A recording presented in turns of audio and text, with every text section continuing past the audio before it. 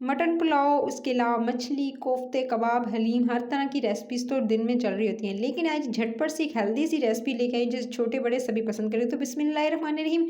इस रेसिपी के लिए सबसे पहले आपको चाहिए, एक पैन के अंदर आपने शामिल करना है थोड़ा-सा बटर, पिघला हुआ बटर शामिल कीजिएगा। 1 से 2 मिनट जैसे बटर पिघलने लगे, आपने इसके अंदर साबित गरम मसाला 1 टेबलस्पून भर के शामिल कर देना है, जिसमें दालचीनी भी होनी चाहिए, काली बड़ी इलायची, ज़ीरा, तेज़पत्ता, लौंग और काली मिर्च होनी चाहिए। आपने शामिल कर देना है 1 बड़े साइज़ का प्याज़, उसको भी आपने काट के शामिल कर दिया और इसको बस अब आपने करना है सौते। इसको सौते करेंगे और थोड़ा-सा लाइट गोल्डन कलर की तरफ आने देंगे। इसका ज़्यादा कलर डार्कर नहीं करना है, बस हल्का-सा कलर जो है वो चेंज हो, सॉफ्ट हो जाएँ आपके थोड़े से ये प्याज़, तो तभी आपने इसके अंदर शामिल करना है 1 टीस्पून भरकर अदरक और लहसुन का पेस्ट। अदरक और लहसुन के पेस्ट को भी आप भुनाई कर लेंगे और 1 से 2 मिनट भूनना है, ताकि इसका जो कच्चापन है वो चला जाए। 1 से 2 मिनट भूनना ज़रूरी है। ज़्यादा देर भूनेंगे तो ये क्या होगा, कड़वापन इसके अंदर आ जाता है और ये जलने लगता है। बस आपने 1 से 2 मिनट भूना, फिर नमक शामिल कर देना 1 टीस्पून। अच्छा, फिर साथ में आपने कूटी हुई लाल मिर्च भी इसके अंदर 1 टीस्पून भर के शामिल कर देनी है। इसमें कोई ज़्यादा मसाले नहीं जाएँगे, हल्का-फुल्का टेस्टी सा ये मज़ेदार सा पुलाव होगा, जिसे आप बड़ा पसंद करेंगे ज़रूर। और उसके बाद अब आपने इसको 1 से 2 मिनट मसाले के साथ भूनना है। जस्ट 2 मसाले ऐड किए हैं और इसके साथ ही मैं आपको बताती चलूँ, मैंने ली है मूँग की दाल।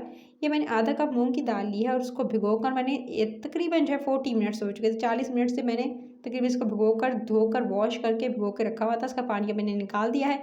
4-5 दफ़ा अच्छे से धोइएगा, ताकि इसके अंदर जो मट्टी वगैरह हो वो साफ़ हो जाए। और उसको, उसके बाद जो है आपने भिगोई हुई दाल को अच्छे से आपने जो धो के रखी है उसको शामिल कर देना है इस मसाले के अंदर, जो आपने अभी रेडी किया है। सो जैसे प्याज का कलर दिखने हल्का सा गोल्डन की तरफ आने लगा, ज़्यादा नहीं कर आपने गोल्डन की तरफ आने देना, बस आपने इसके अंदर शामिल कर देनी है दाल को और दाल की अच्छे से आपने भुनाई करनी है। 1 से 2 मिनट तो ज़रूर दीजिएगा दाल, ताकि अच्छे से इसकी जो भुनाई जितनी करेंगे ना, दाल एकदम मज़ेदार सी सॉफ्ट सी होती जाएगी। सो आपने इसको भून लेना है थोड़ी देर मसाले के साथ। दाल की भुनाई की अच्छे से और उसके साथ ये देख सकते हैं अच्छे से मैंने भुनाई कर ली है दाल की और जी अच्छी सी खुशबू आने लगी है। बस 2 मिनट भुनाई करने के बाद ही जैसे दाल हल्की सी सॉफ्ट हुई और आपको नज़र आएगी इसकी साइडें थोड़ी-सी सॉफ्ट होती हुई दरमियान से, लेकिन ज़रूर कच्ची होगी। सो अब आपने 1 से 2 मिनट भूनने के बाद इसके अंदर शामिल कर देना है अब आपने पानी को। अच्छा, इसके अंदर पानी शामिल कर दूँगी इसी स्टेज पर।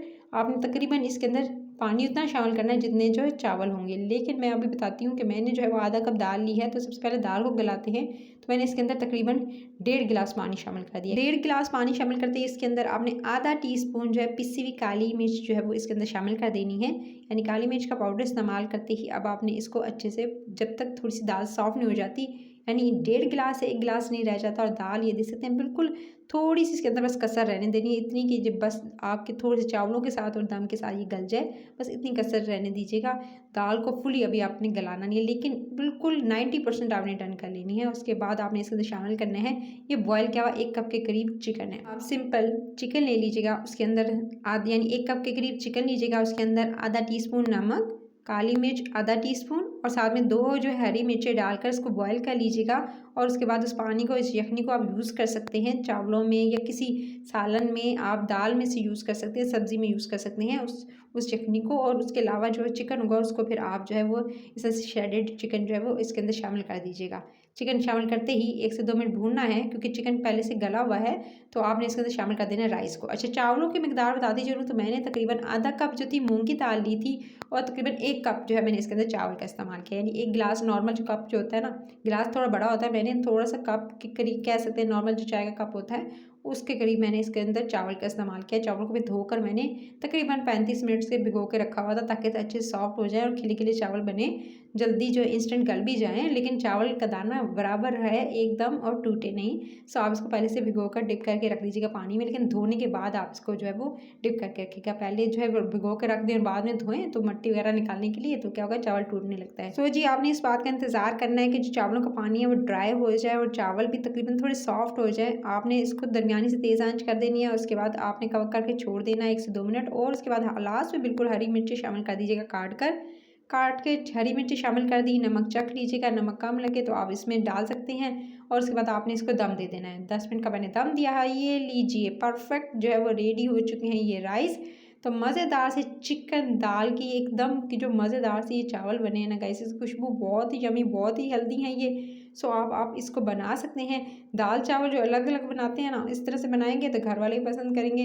तो एकदम मज़ेदार से, अगर इसमें मिर्चें या और मसाले आप ऐड करना चाहते हैं तो अपने हिसाब से कर सकते हैं, लेकिन मेरे लिहाज से परफेक्ट है। आप इसे चटनी के साथ सर्व करेंगे ना, रायते के साथ, चटनी के साथ, तो घर वाले इसको पसंद ज़रूर करेंगे। तो आप बच्चों को बनाकर लंच बॉक्स के लिए भी दे सकते हैं, उनके लंच में दिन में दे सकते हैं। सो रेसिपी अच्छी लगी है तो बस आपने एक काम करना है, लाइक करना है, शेयर करना है। ज़्यादा से ज़्यादा लोगों को शेयर करेंगे तो ज़्यादा से ज़्यादा लोग इसको बना सकेंगे, और सब्सक्राइब कर लेंगे तो नोटिफिकेशन मिलेगी, मज़े मज़े की रेसिपीज़ को बना सकेंगे। कौन सी रेसिपीज़ आप मेरे चैनल पर देखना चाहते हैं, फीडबैक ज़रूर दीजिए, कमेंट सेक्शन में बताया करें कि आपको रेसिपी कैसी लगी, ये भी ज़रूर बताया करें, लेकिन रेसिपी बनाने के बाद बताया करें गाइस। और जी ये देख सकते हैं ऊपर से बस मैंने गार्निशिंग कर दी थी इसको हरी धनिया के साथ, और इसको आप ज़रूर इंजॉय कीजिएगा रायते के साथ, और फीडबैक भी दीजिएगा। साथ ही साथ सब्सक्राइब करना नहीं भूलना है, इस लंच की रेसिपी को ज़रूर इंजॉय करना। अपना ख्याल रखिए, till the next video, take care.